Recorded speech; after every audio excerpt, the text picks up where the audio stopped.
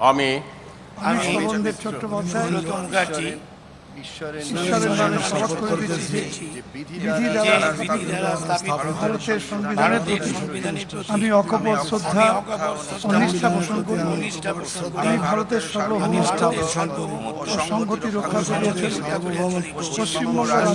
রাজ্যের একজন মন্ত্রীরূপে আমার কর্তব্য সমূহ শ্রদ্ধাপূর্বক এবং সিদ্ধান্তকরণে নির্বাহ করি এবং ভয় বা পক্ষপাত অনুরাগ বা দেশ রহিত হইয়া সর্বপ্রকার জনগণের প্রতি এই সংবিধান ও বিধি অনুসারে ন্যায়াচরণ করিব।